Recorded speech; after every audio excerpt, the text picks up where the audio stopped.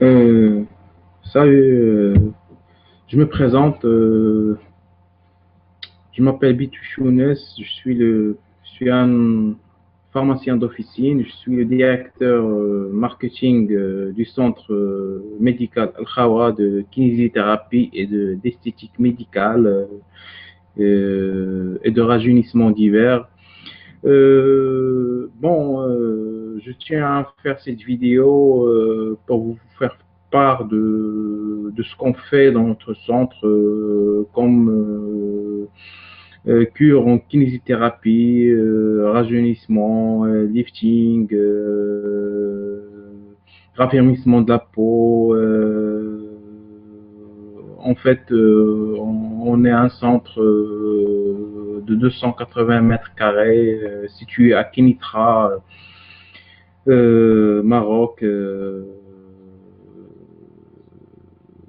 qui est en train de travailler via des appareils à ultrasons, lumière pulsée.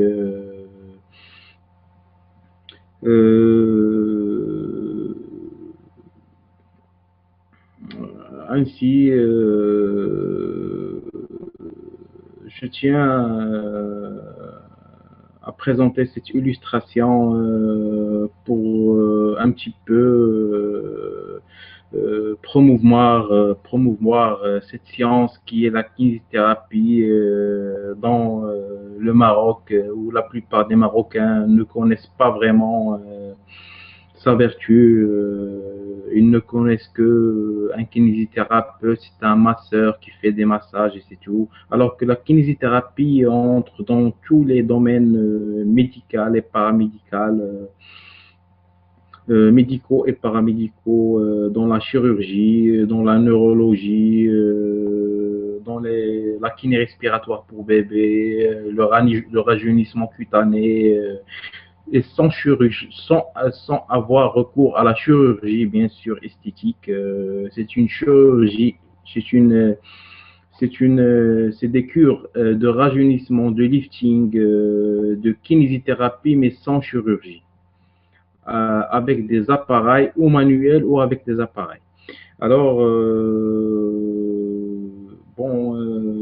vu que le domaine de la kinésithérapie vient d'immerger au Maroc il y a 6 ans ou 7 ans, la plupart des Marocains ne savent pas ce que c'est ne savent pas ce que c'est que la kinésithérapie. Et je suis là pour un petit peu les cultiver sur ce domaine, car vu que je connais pas mal de choses sur ce domaine, d'ailleurs, je suis dans le domaine un petit peu, dans le domaine médical et paramédical, et vraiment, je suis conscient que la kinésithérapie est un moyen de survie pour chacun de nous. Et dans chacun de nous n'en connaît pas les vertus. Alors, pour cette vidéo, je ne vais pas vous parler plus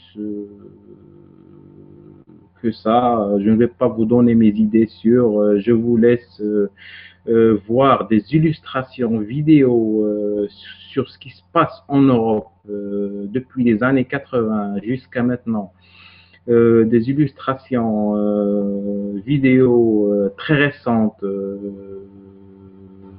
de pas mal de centres de kinésithérapie et d'esthétique médicale qui travaillent avec des technologies modernes. Et dans notre centre, on détient complètement. D'ailleurs, j'ai tenu à ne pas diffuser que le matériel que dispose notre centre et que les cures que nous pouvons faire pour l'instant, car la science de kinésithérapie est très vaste et rassurez-vous, ce que vous allez voir n'est que 40% de ce que cette science peut donner à l'être humain comme bienfait ou fonctionnel ou neurologique ou psychologique. Alors, essayez de suivre ces illustrations vidéo, essayez de les comprendre, essayez de comprendre qu'est-ce que c'est que la kinésithérapie, au moins essayez de comprendre une partie de la kinésithérapie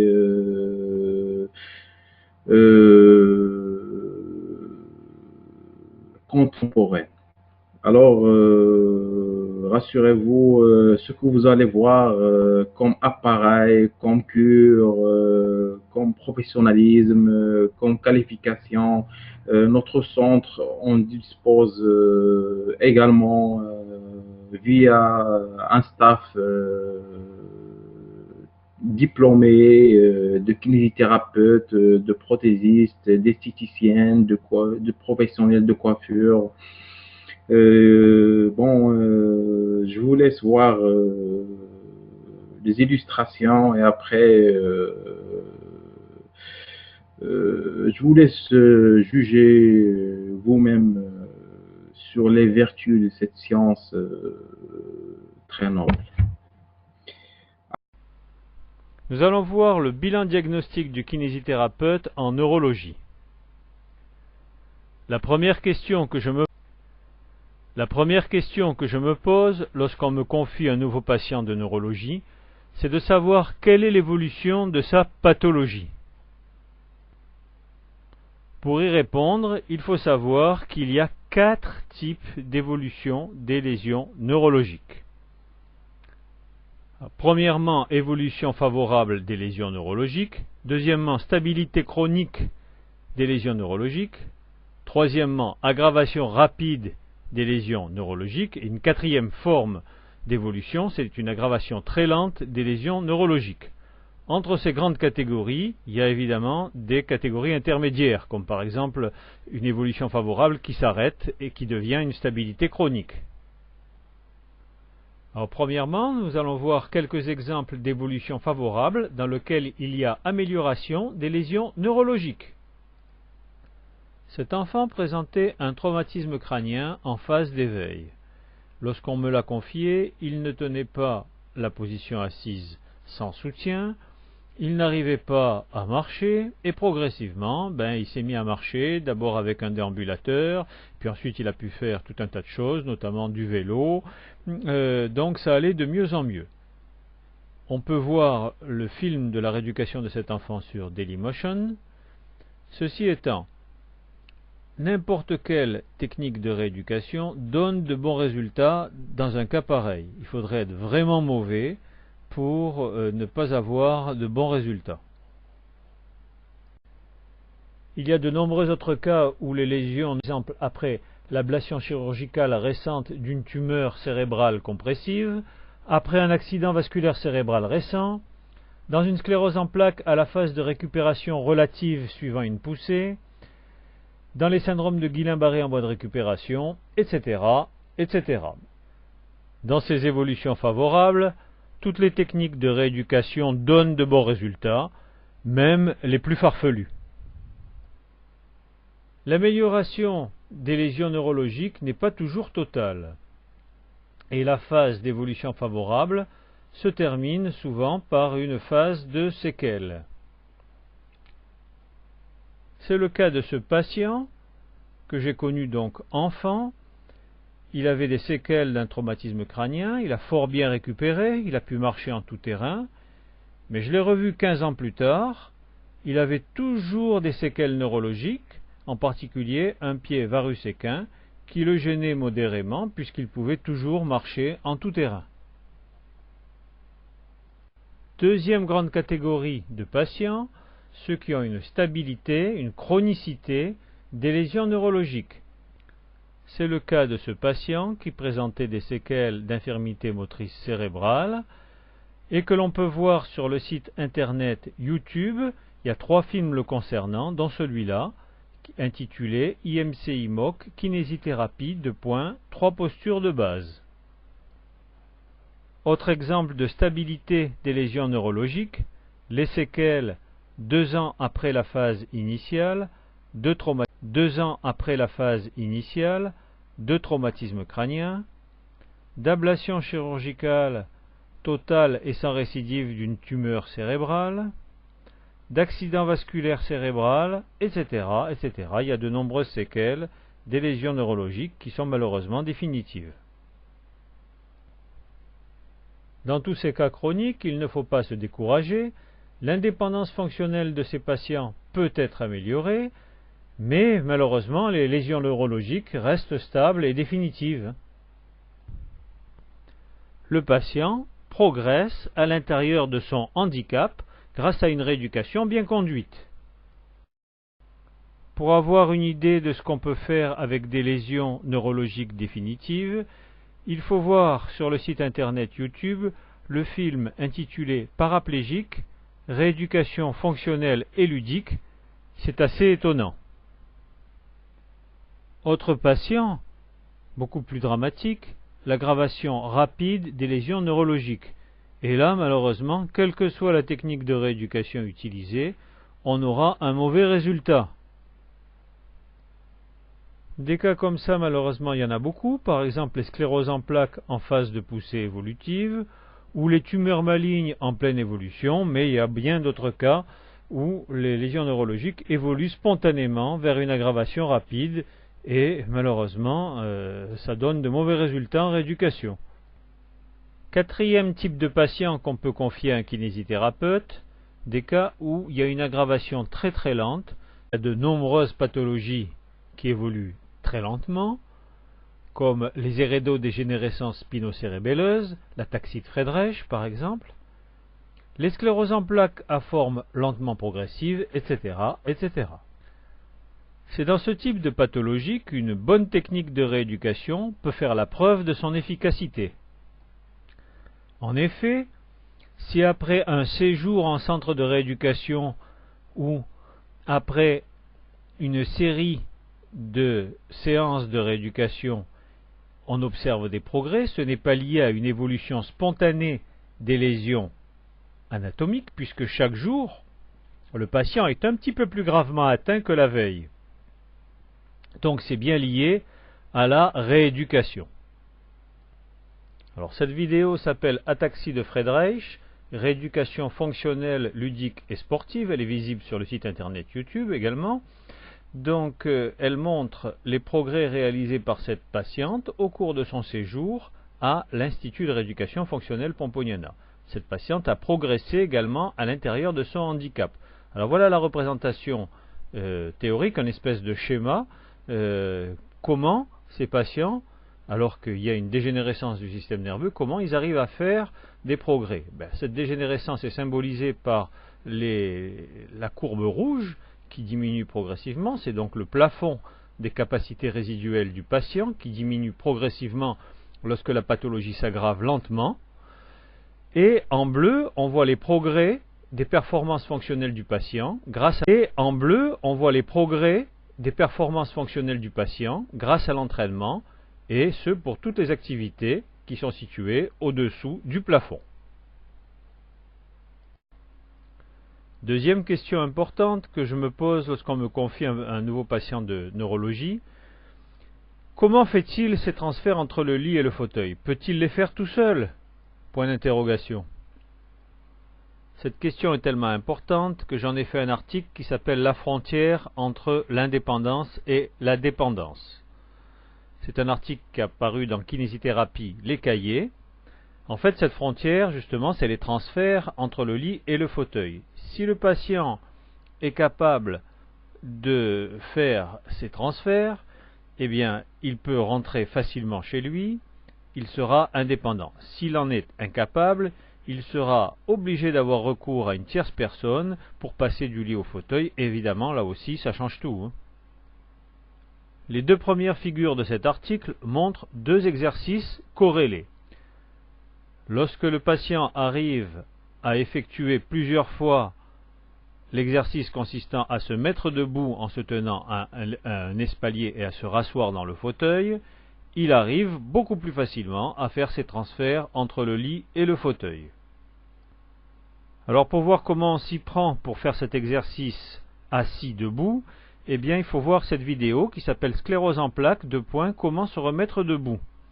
Hein, vous voyez avec les deux coussins qui sont devant les genoux, vous voyez que les pieds du patient sont situés sous les coussins et on voit cette patiente qui est restée plusieurs mois dans un fauteuil, dans un lit sans pouvoir se lever, comment elle a pu se remettre debout.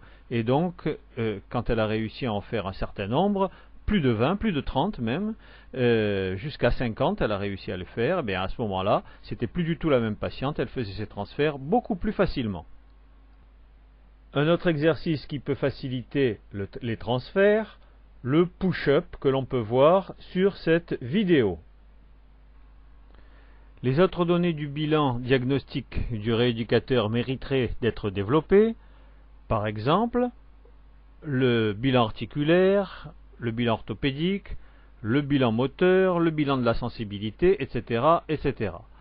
Bon, c'est pas le but de cette vidéo que de développer ces bilans qui sont généralement bien connus du rééducateur. Mais disons, il faut quand même les faire. Quant à la troisième question que je me pose lorsqu'on me confie un nouveau patient de neurologie, comment obtenir des progrès fonctionnels, on le verra dans une...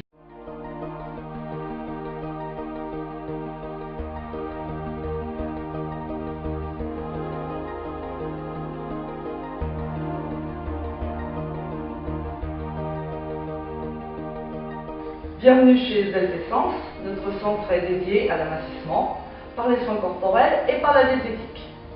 Si vous le voulez bien, je vais vous présenter dès à présent nos cabines de soins. Nous allons commencer par l'électrothérapie. La lipolyse sert à microniser les graisses et à les libérer. La lipolyse sert à microniser les graisses et à les libérer. Nous posons des électrodes sous forme de bandelettes aux endroits qui nécessitent de les travailler. On peut donc poser ces bandelettes partout sur le corps, partout où c'est nécessaire. L'électricité va donc venir microniser les graisses et ainsi les scinder. L'électricité va jusqu'au plus profond de l'hypoderme sans toucher le muscle. Une fois les graisses libérées, il faut bien sûr les évacuer. Pour cela, on va faire travailler les muscles qui vont les consommer. On peut, durant la même séance, travailler et les graisses par la lipolyse et la stimulation par l'électrostimulation. Il suffit à ce moment-là de poser des électrodes sur certaines chaînes musculaires, comme par exemple les abdominaux. En procédant de cette manière, les graisses sont travaillées et en même temps elles sont évacuées. On peut également procéder en deux séances, c'est-à-dire travailler les graisses d'abord sur tout le corps et ensuite travailler les muscles. À ce moment-là, on peut faire travailler plusieurs groupes de muscles. Les cuisses, les abdominaux, ou bien les fessiers, ou les ischio-jambiers. La lipolyse est un soin totalement indolore, alors que la stimulation, bien sûr, fait travailler le muscle en trois phases. D'abord une période d'échauffement, ensuite une période de travail intensif, et ensuite une période où ce sont uniquement les muscles qui travaillent, sans aucune fatigue. On commence toujours par monter les voies de lipolyse. Il faut toujours s'assurer que la peau ne tremble pas. Si c'est le cas, c'est que nous sommes trop loin et que nous atteignons le muscle. Or, ce n'est pas le but du jeu. Le but du jeu, c'est d'aller jusque dans l'hypoderme, travailler les graisses. Une fois que les voies de lipolyse sont réglées, on peut travailler les abdominaux, en l'occurrence ici. Alors, pour l'instant, c'est la période d'échauffement. Et dans moins de 30 secondes, le muscle va commencer à travailler. Je travaille en trois phases: échauffement, travail intensif, repos. Ces trois phases se reproduisent tout au long du soin. Elle, la lipolyse, reste en permanence au même rythme. Voilà, on voit maintenant le muscle qui commence à se resserrer. On va voir ensuite la détente. Le muscle est maintenant détendu. Nouvelle période d'échauffement. L'avantage, c'est qu'en faisant des abdos, on peut se fatiguer la nuque, on est rapidement essoufflé, on se fait mal également dans le dos. Là, on travaille, on peut lire, on peut se reposer, on peut se détendre. Et il faut savoir que 30 minutes d'électrostimulation correspond à peu près à 1h30 de travail intensif en salle. Donc ici nous sommes dans la cabine d'enveloppement, c'est la thermosudation. Ce soin sert à se détendre, mais aussi à transpirer.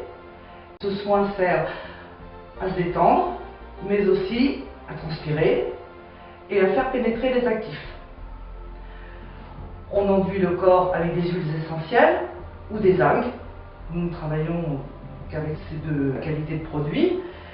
Et ensuite, nous réglons la couverture d'enveloppement, la chaleur. Le soin dure environ une trentaine de minutes. Dans ce soin, la chaleur est douce et progressive. On peut régler les zones différemment. La zone des jambes est toujours la zone réglée moins fort. Et les huiles essentielles sont appliquées pour protéger les vaisseaux sanguins.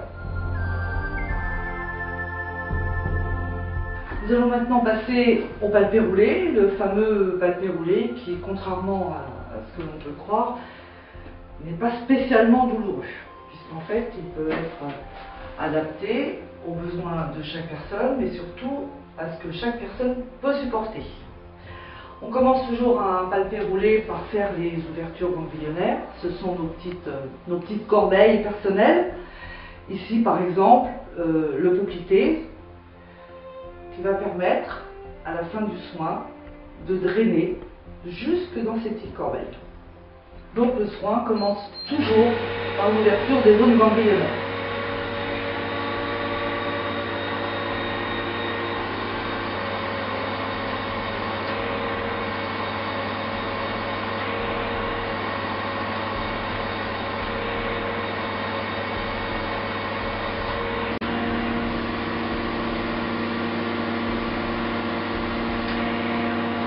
Une fois les zones ganglionnaires ouvertes, nous allons procéder au palpé.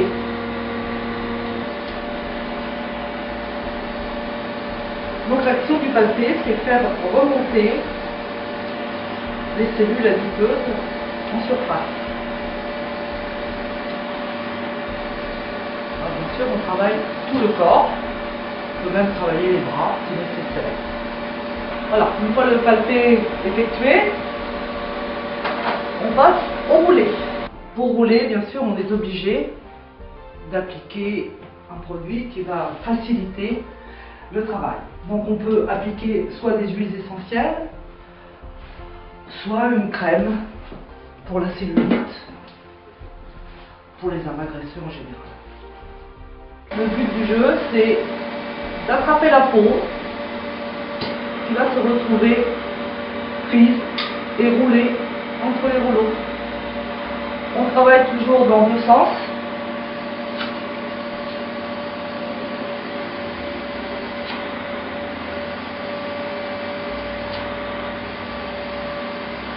Une fois le roulé effectué, on termine par un drainage de façon à libérer les graisses que l'on vient de travailler et de les envoyer dans les petites corbeilles. En l'occurrence, là nous n'avions simplement ouvert que le poplité. Donc on va remonter tout doucement, et libérer les graisses dans nos petites corbeilles.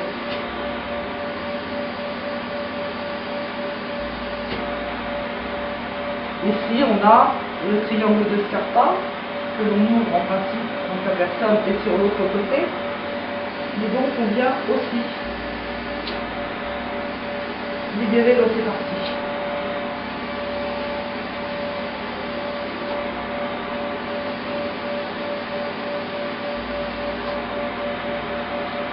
Voilà.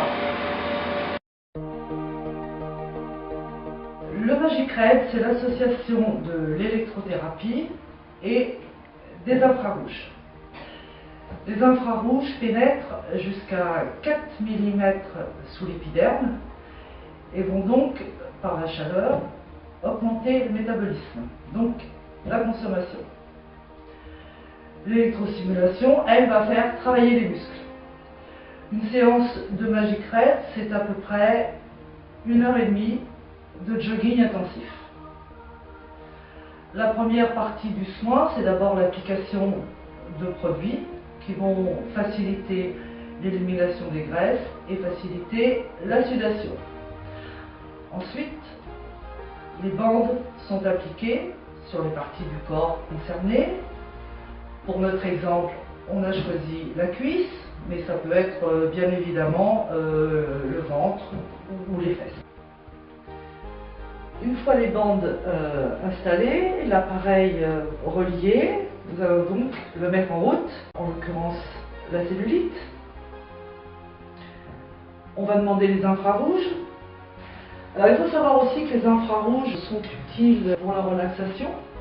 Ils activent la fabrication de la sérotonine et également la fabrication de la vitamine D, très importante aussi pour la calcification de nos os. Le soin dure 30 minutes. Au bout de 10 minutes, les infrarouges vont légèrement se baisser. Je crois que la chaleur est quand même assez intense, mais agréable. Le sauna infrarouge, donc il sert à la détente, à la relaxation, mais aussi bien sûr à la sudation. Le soin dure 30 minutes et la chaleur peut être réglée suivant le désir de la personne. Ce sauna n'a aucune humidité à l'intérieur, ce qui permet aux personnes, même ayant quelques problèmes respiratoires, de pouvoir en profiter. Nous allons passer maintenant aux ultrasons qui servent à la micronisation des graisses. Les ultrasons sont totalement inaudibles. On applique ces plaques de céramique après les avoir enduites d'un gel, un gel médical, comme celui utilisé par exemple pour les échographies.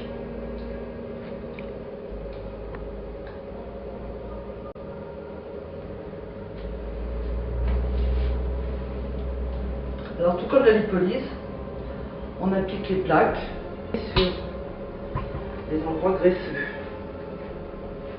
Ce soin est totalement indolore, la cliente doit simplement ressentir une douce chaleur.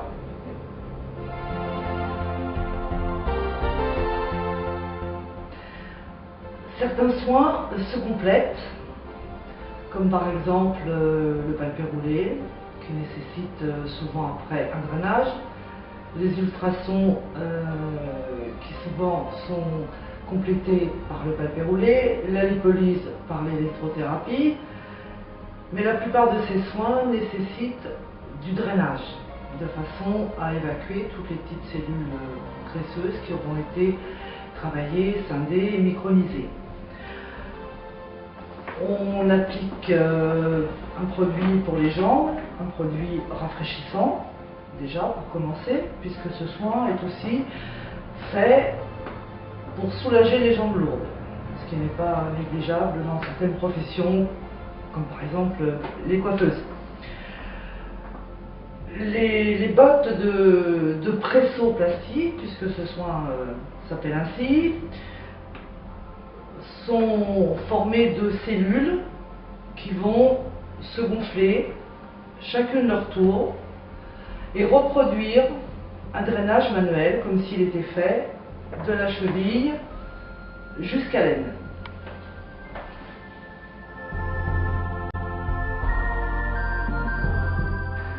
Bien, nous avons vu comment traiter la cellulite, nous avons vu comment traiter les amas graisseux, comment tonifier les muscles, comment drainer. Il faudrait aussi peut-être que nous parlions maintenant du poids. C'est une partie qui n'est pas négligeable. Ici, on vous prend en charge. On vous donne soit des régimes hyperprotéinés, soit des régimes hypocaloriques. Tout dépend de l'entretien que nous avons ensemble et puis de votre façon de vous alimenter et surtout de vos possibilités. Quoi qu'il arrive, avant de commencer un régime, on commence toujours par faire un bilan de bioimpédance-métrie. Avec ce petit appareil, nous le relions à des électrodes posées sur votre pied, sur votre poignet. Et cet appareil va nous permettre de déterminer vos besoins énergétiques, votre métabolisme, nous donner également vos masses grasses, vos masses d'eau et nous permettre donc de mettre en place ce régime. Le régime, c'est votre partie. Vous êtes contrôlé, suivi à chaque fois que vous venez, jusqu'à votre stabilisation. C'est cette période justement qu'il ne faut surtout pas louper. Pour que le régime soit réussi, il faut aller jusqu'à cette période de stabilisation. J'espère que cette présentation vous aura plu et j'espère que vous comptez bientôt parmi nos clientes. Nous sommes ouverts tous les jours du mardi au vendredi de 10h à 19h et le samedi matin de 9h30 à 13h30. Vous pourrez également faire des soins visage. Des séances de maquillage et des modelages relaxants dont nous n'avons pas parlé puisque notre base est avant tout l'amincissement et la diététique.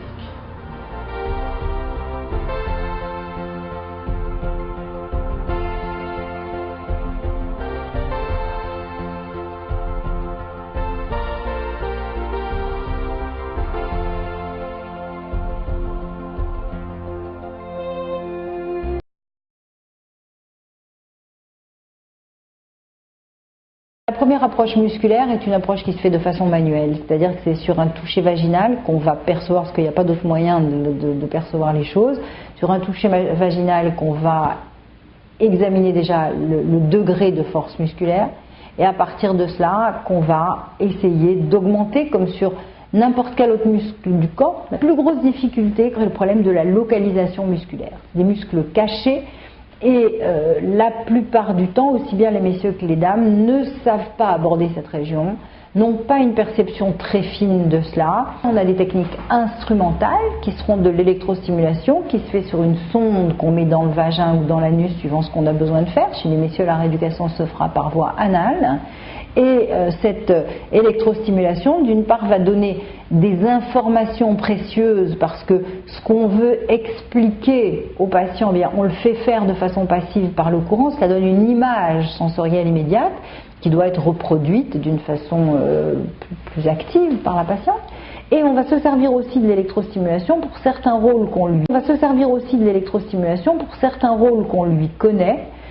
Qui sont des rôles de renforcement sphinctérien et des rôles aussi de diminution de l'excitabilité de la vessie. Et sur le mode instrumental, on va se servir aussi d'une autre technique qui s'appelle le biofeedback, qui en gros est un peu assimilable à un monitoring, c'est-à-dire que quand une patiente contracte ses muscles de façon active, eh bien, on va pouvoir lui montrer des preuves sur un écran, sur un système sonore, sur un système visuel de ce qu'elle est en train de faire. Elle va pouvoir se corriger, s'auto-corriger en regardant ce qu'elle fait sur l'écran. Donc c'est un système qui permet de façon très apparemment technique de donner des renseignements très objectifs sur ce que fait la patiente et de lui montrer un peu une réalité de ce qu'elle fait. Ça va être un outil qui, chaque fois qu'on veut obtenir un but, va nous servir. D'une façon générale, si la rééducation est bien pratiquée, 10 à 15 séances suffisent pour qu'on obtienne une amélioration, voire une résolution des fuites urinaires. On a à peu près 60 à 70% d'excellents résultats qui sont à maintenir.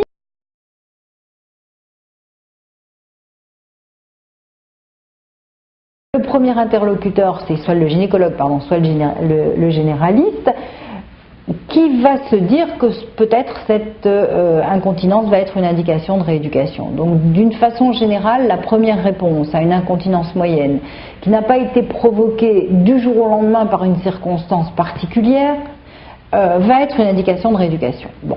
Donc le médecin va envoyer la patiente chez le kinésithérapeute. Le kinésithérapeute va faire un bilan, c'est-à-dire qu'il va interroger sa patiente, il va l'examiner et il va regarder si sa musculature pelvienne, c'est-à-dire celle qui intervient dans l'incontinence, est une musculature de bonne ou de mauvaise qualité. Le but de cette première approche va être de rendre une musculature de mauvaise qualité meilleure et d'apprendre à tout le monde à s'en servir.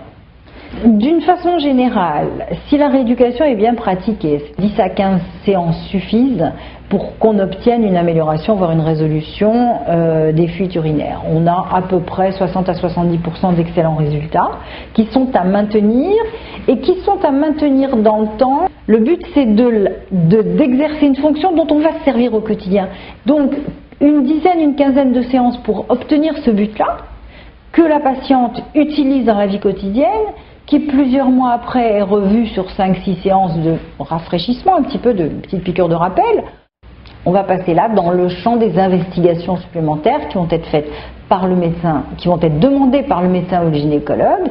Et à ce moment-là, on va voir s'il y a des facteurs plus organique. Est-ce qu'il y a une faiblesse sphinctérienne? Est-ce qu'il y a une excitabilité de la vessie plus importante? Est-ce qu'il y a des facteurs liés aux antécédents de la patiente? Est-ce qu'elle prend des médicaments qui peuvent favoriser une incontinence? À ce moment-là, écoutez, les choses prennent un peu plus d'ampleur. On passe aux examens, puis aux traitements médicaux éventuellement, aux traitements chirurgicaux éventuellement. Au début des traitements, on demande aux patients à quel degré ils évaluent la gêne dans leur vie. Et ce degré de gêne est très différent suivant les gens. Donc notre rôle à nous, aussi bien en rééducation qu'en médicaments, qu'en prescription de médicaments, ça va être lié à ce que nous décrivent les gens. Vous voyez, ça c'est un peu différent du traitement médical strict où on dit « vous ferez ça ». Et là, si notre patiente, elle va être améliorée à 50% ou à 60% ou à 70%, ça ne va pas être apprécié de la même façon. Est-ce que vous pouvez vivre comme ça? Est-ce qu'on peut vous donner des petits moyens? Protection, port de tampon pendant le sport. Vous voyez, ça va être la négociation permanente pour essayer d'apporter des petits moyens.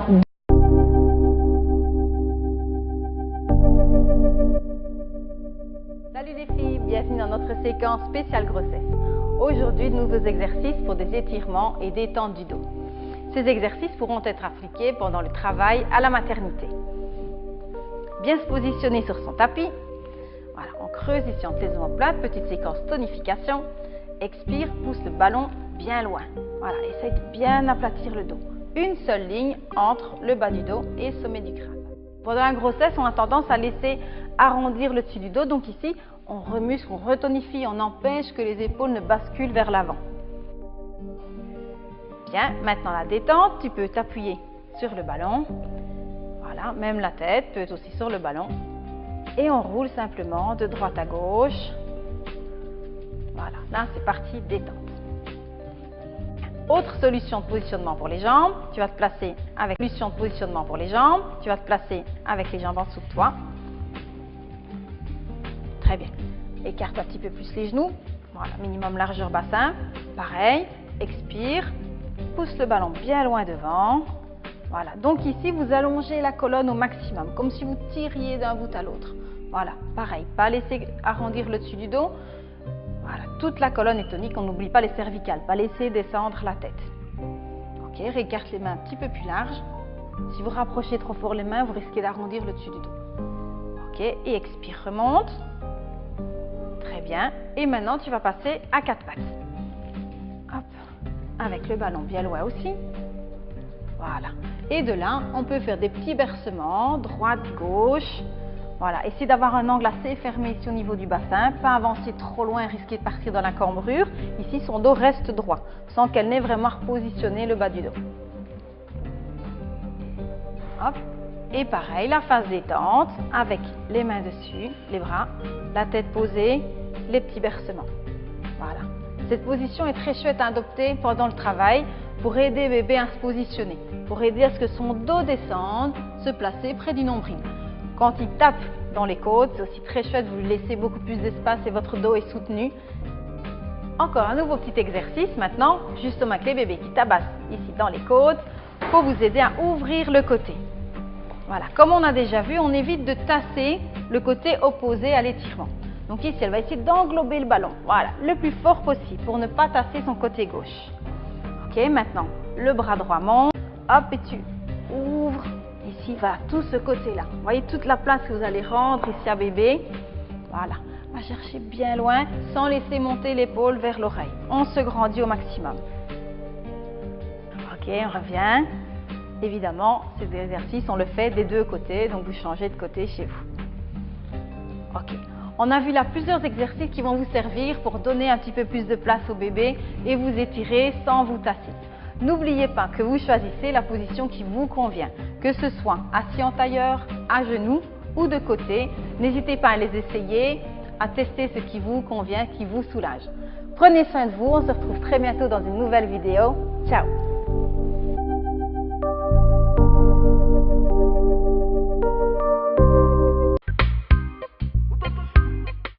Cela commence par un rhume banal, mais très vite bébé a les bronches encombrées, il est fatigué, il a moins d'appétit. Pas de doute, c'est la bronchiolite.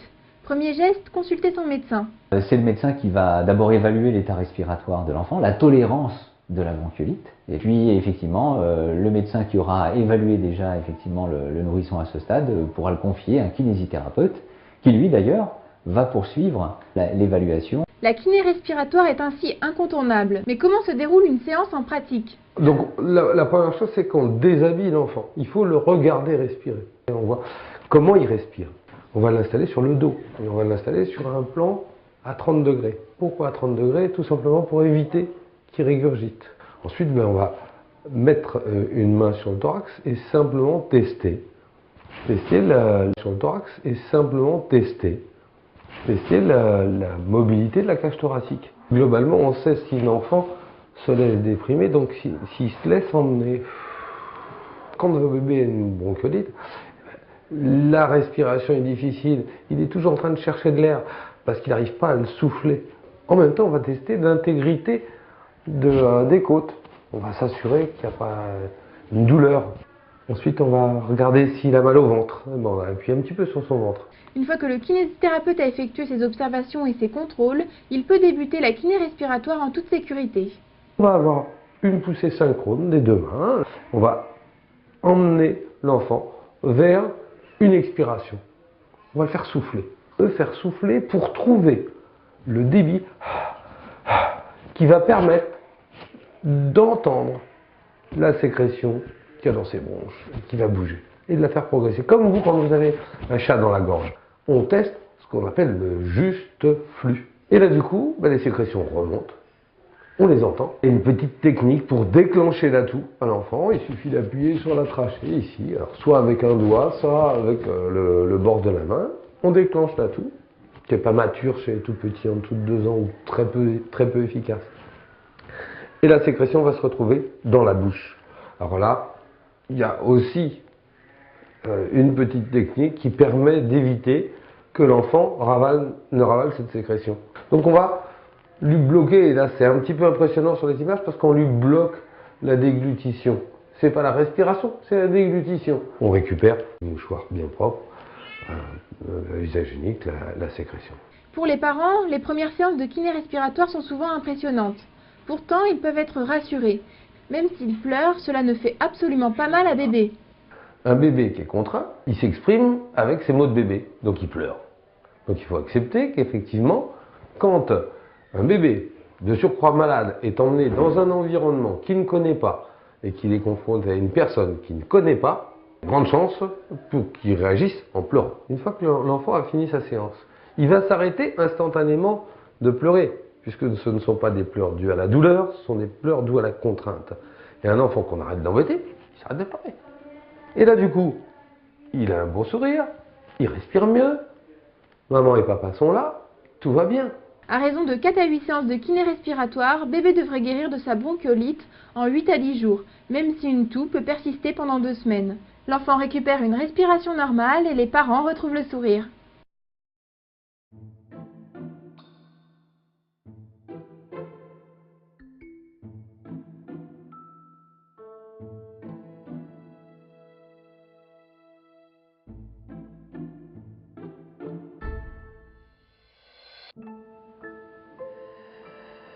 Voilà. Allez-y. Tirez bien vos doigts en arrière. Faites vraiment Bollywood. Voilà. Très bien.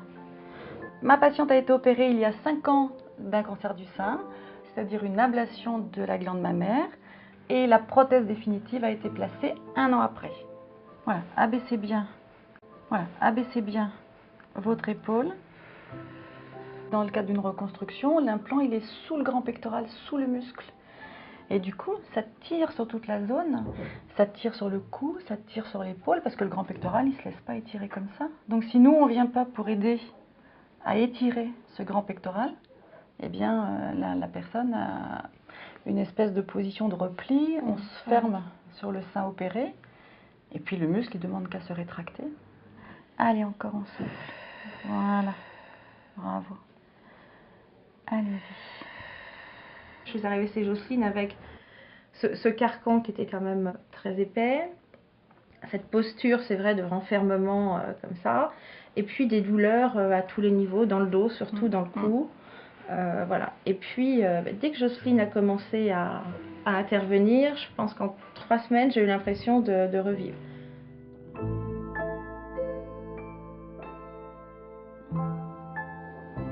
Bon, il y a toujours ce petit point qui accroche, mais c'est quand même mieux. Ça va? Ça fait mal quand je fais?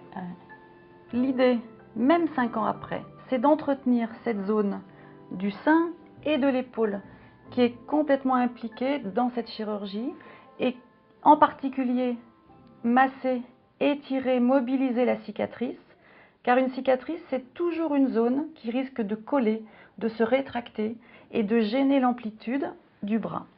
L'épaule est très souvent en avant et chez les femmes opérées du sein, c'est ce que j'appelle l'attitude de protection du sein, parce que la femme se referme sur la zone du sein, parce que la femme se referme sur la zone du traumatisme.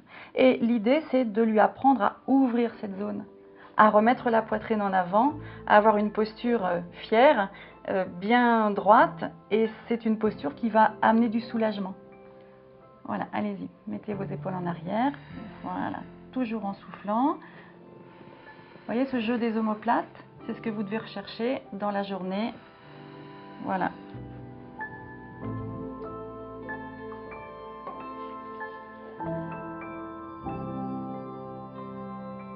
On ne doit jamais oublier que l'opération du sein, en fait, a des conséquences à l'arrière du corps et en particulier au niveau de cette zone de l'omoplate.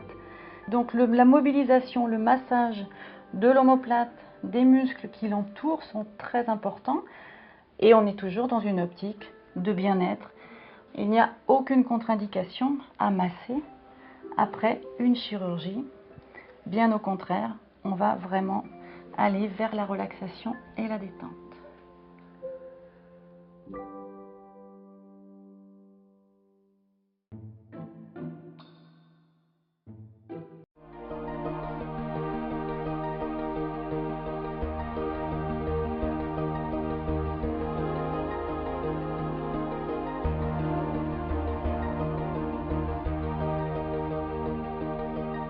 Bienvenue chez Essence, notre centre est dédié à l'amincissement par les soins corporels et par la diététique.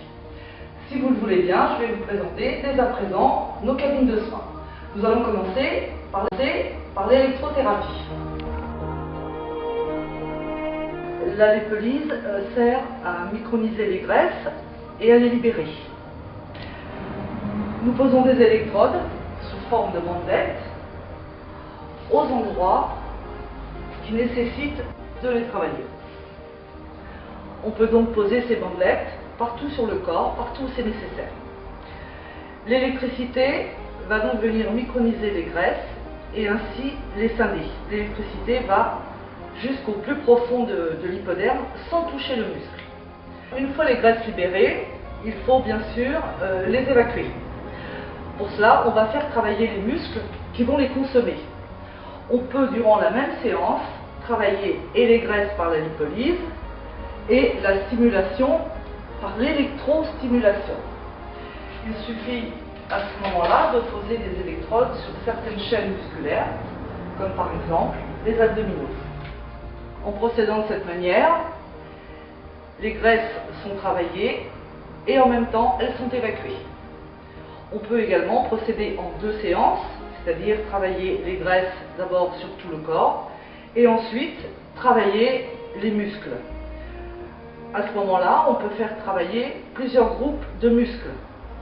Les cuisses, les abdominaux, ou bien les fessiers, ou les ischio-jambiers. La lipolyse est un soin totalement indolore, alors que la stimulation, bien sûr, fait travailler le muscle en 3 phases. D'abord une période d'échauffement. Ensuite une période de travail intensif et ensuite une période de repos.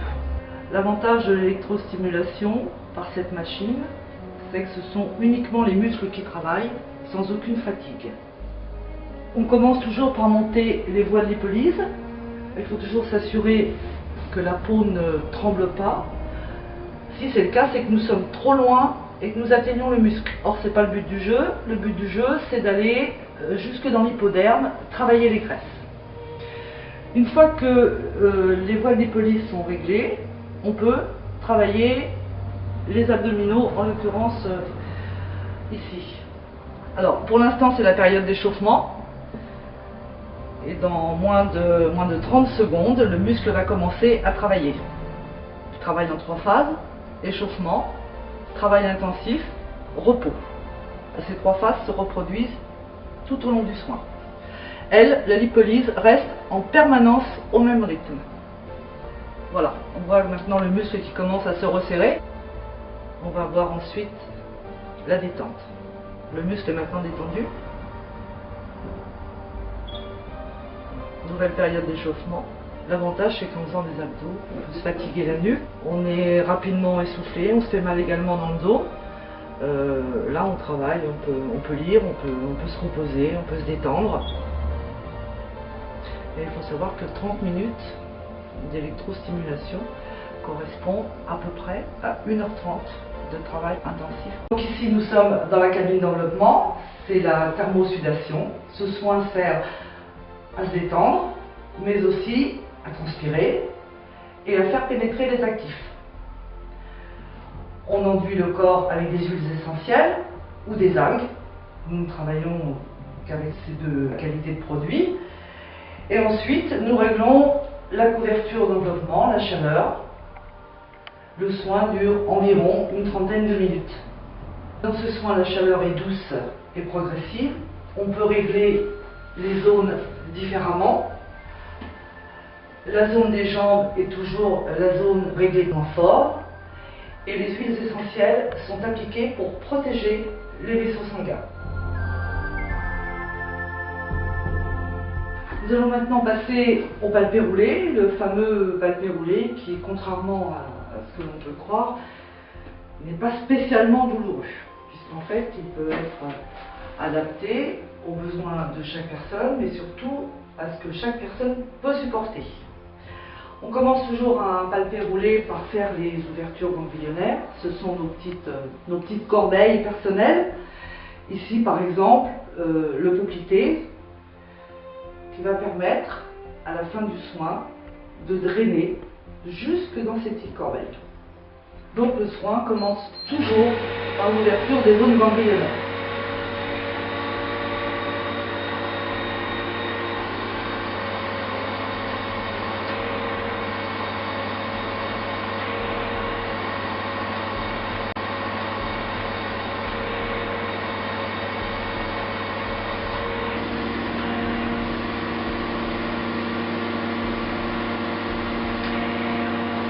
Une fois les zones ganglionnaires ouvertes, nous allons procéder au palpé.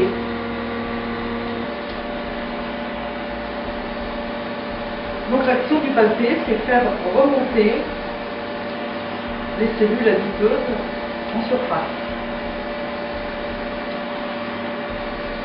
Alors, bien sûr, on travaille tout le corps, on peut même travailler les bras si nécessaire.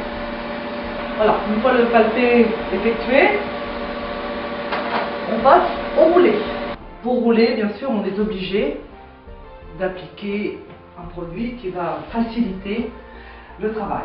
Donc on peut appliquer soit des huiles essentielles, soit une crème pour la cellulite, pour les amas graisseux en général.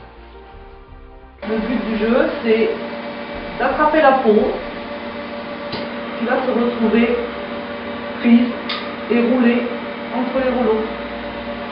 On travaille toujours dans 2 sens.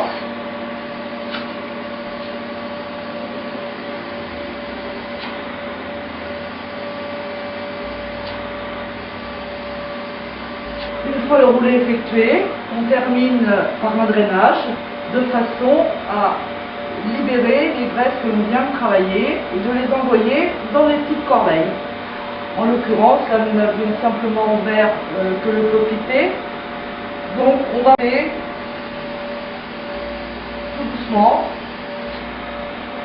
pour venir libérer les graisses dans le petit corbeille.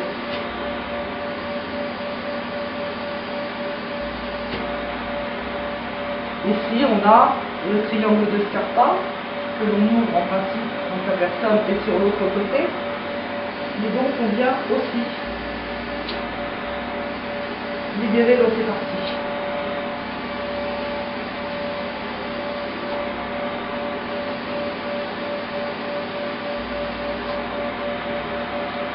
Voilà.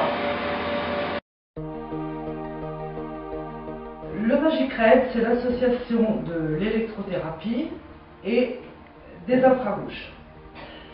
Les infrarouges pénètrent jusqu'à 4 mm sous l'épiderme et vont donc, par la chaleur, augmenter le métabolisme, donc la consommation. L'électrostimulation, elle, va faire travailler les muscles. Une séance de Magicred, c'est à peu près 1h30 de jogging intensif.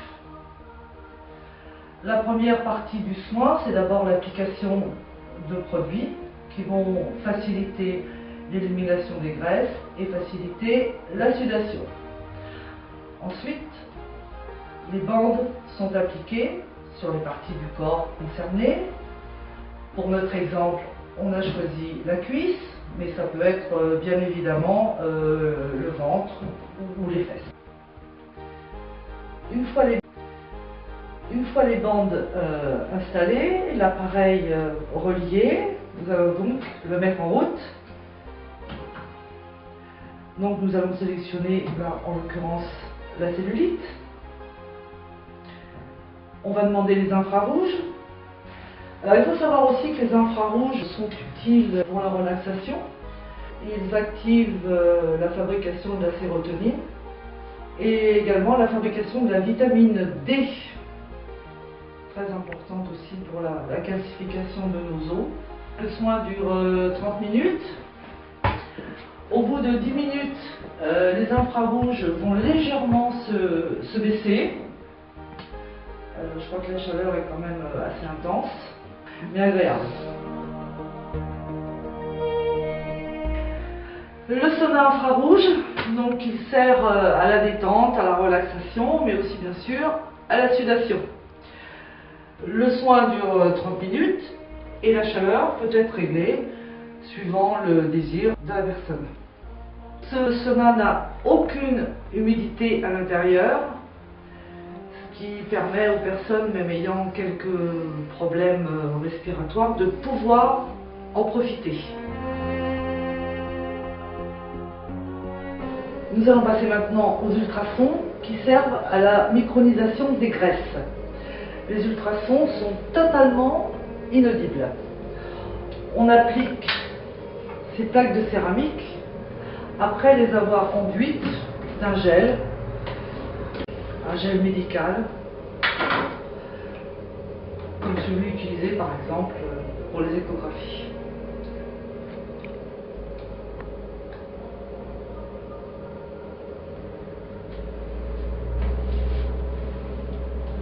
Alors, tout comme la lipolyse, on applique les plaques sur les endroits graisseux. Ce soin est totalement indolore, la cliente doit simplement ressentir une douce chaleur.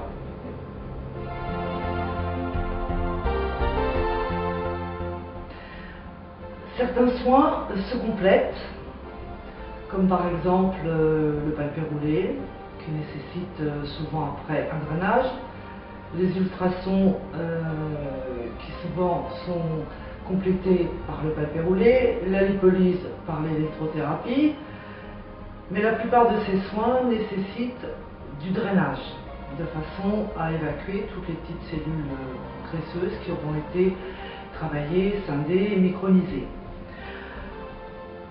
On applique un produit pour les jambes, un produit rafraîchissant, déjà pour commencer, puisque ce soin est aussi fait pour soulager les jambes lourdes, ce qui n'est pas négligeable dans certaines professions, comme par exemple les coiffeuses.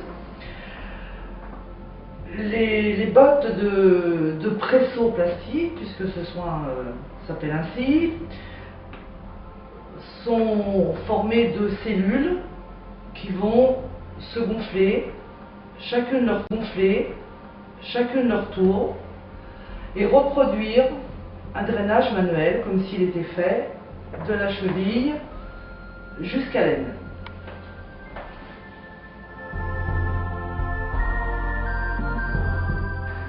Bien, nous avons vu comment traiter la cellulite, nous avons vu comment traiter les hommes graisseux, comment tonifier les muscles, comment drainer.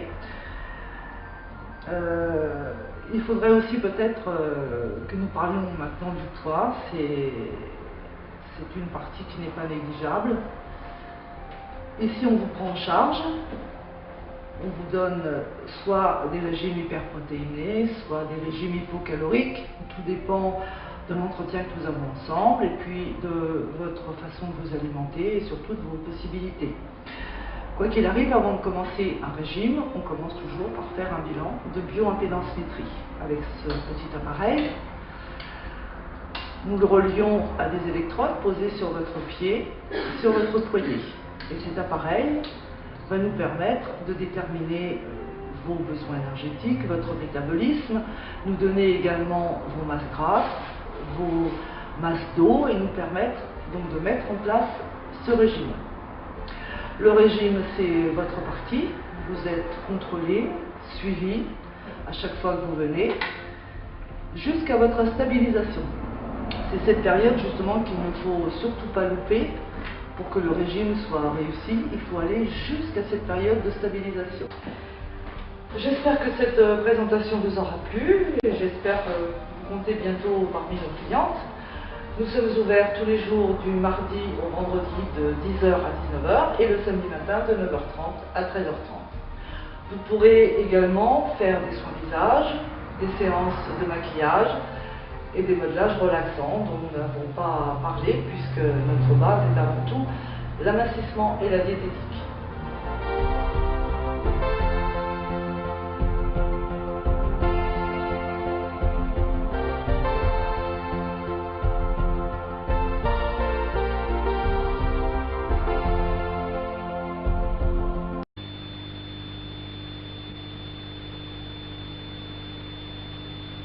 Le traitement du pied-bot varus-équin par la méthode fonctionnelle associe kinésithérapie et moyens de contention. Dans la majorité des cas, les corrections obtenues sont satisfaisantes, comme cet exemple de pied-bot sévère à la naissance et le résultat à 2 ans. Le traitement rigoureux se compose globalement de 3 étapes successives adaptées au développement psychomoteur de l'enfant. Pendant la première période, les séances de kinésithérapie sont quotidiennes et les contentions permanentes. Plusieurs mobilisations vont être pratiquées sur un enfant détendu, voire endormi.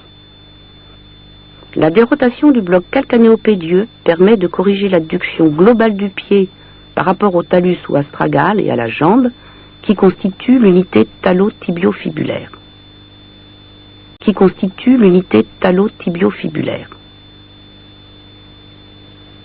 La décoaptation de l'os naviculaire par rapport au tibia, prolongée par la décoaptation de l'os naviculaire par rapport au talus, va aboutir progressivement au réalignement de l'arche interne.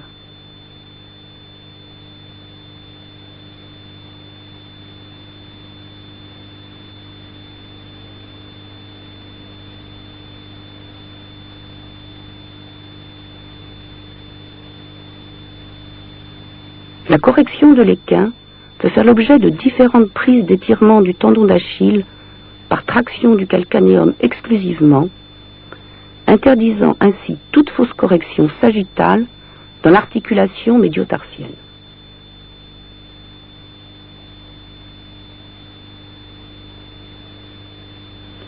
Enfin, la vue plantaire objective la correction de l'adduction de l'articulation médiotarsienne et d'un éventuel creux associé.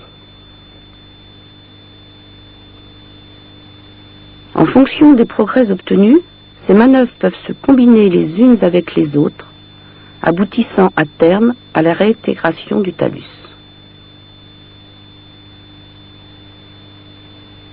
Pour conserver le bénéfice des corrections manuelles et prolonger le geste kinésithérapique, le pied est installé sur une plaquette avec des bandes de sparadrap non extensibles et hypoallergiques. La protection de la peau par différents moyens est indispensable. Pendant cette deux bandes posées sur le bord interne du pied exercent une traction bipolaire opposée de l'arche interne.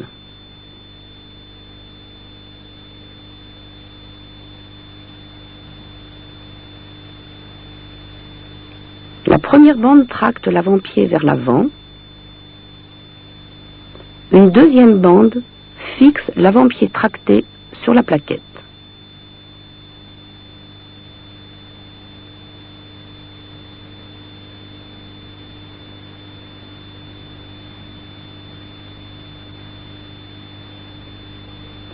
La troisième bande étire l'arrière-pied vers l'arrière.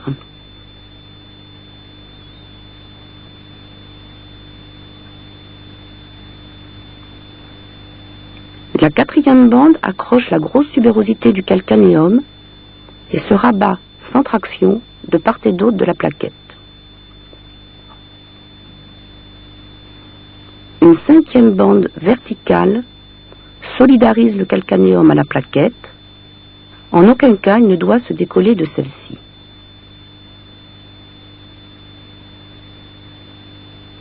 Une bande dite en spartiate est collée sous le médio-pied. Chaque chef latéral refixe la grosse tubérosité du calcanéum et se rabat de part et d'autre sur la plaquette.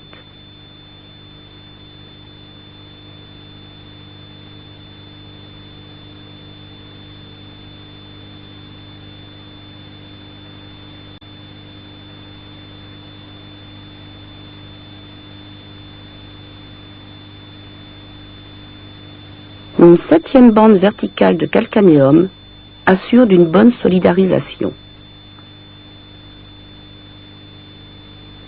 Enfin, une bande de sparadrap élastique termine le montage. La coloration du pied doit rester normale du début jusqu'à la fin de la pose.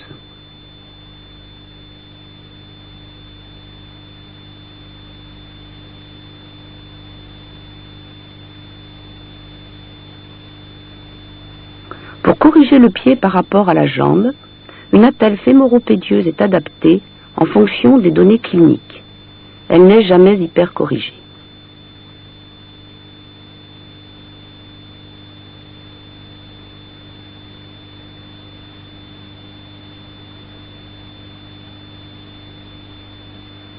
La deuxième période est une phase d'entretien qui se poursuit jusqu'à la verticalisation de l'enfant. La kinésithérapie est pratiquée 3 fois par semaine. Les mobilisations effectuées sont les mêmes que dans les séquences précédentes.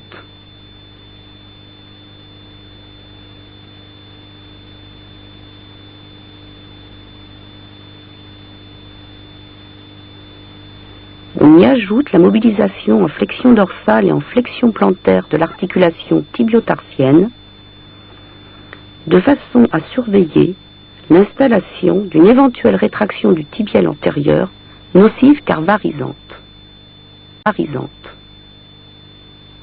Le travail actif des muscles fibulaires ou péronniers par stimulation cutanée sur le bord externe du pied peut alors être entrepris.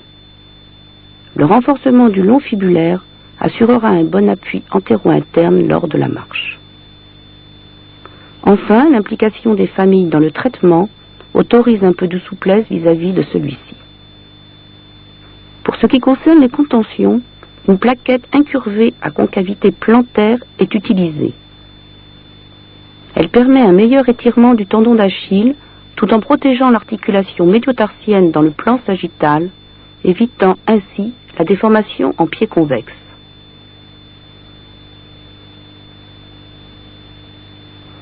Dans la journée, une attelle courte est suffisante. Elle laisse plus d'autonomie à l'enfant qui va acquérir la station assise puis le 4 pattes. La troisième période est celle de la verticalisation et de la marche. Plaquettes et attelles courtes ne sont pas une entrave à ces acquisitions. Plus l'enfant va se verticaliser, plus il est libéré des contentions dans la journée.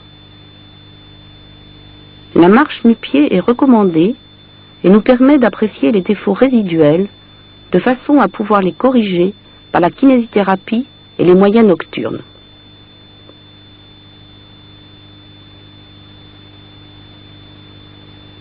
Dans 70% des cas, les résultats sont bons et les enfants ne seront pas opérés. Rarement, une ténotomie percutanée du tendon d'Achille, suivie d'un plâtre fémoro-pédieux pendant 3 semaines, peut être proposée dès l'âge de 4 à 6 mois. Ce geste, à minima, facilite la poursuite du traitement kinésithérapique.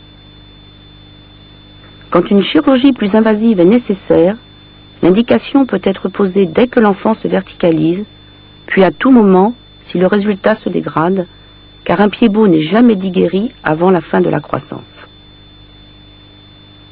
Quoi qu'il en soit, bien traité, le pied-bot varus-séquin ne doit plus être considéré comme un handicap, l'enfant est chaussé normalement, les sports et les loisirs de plein air sont vivement encouragés.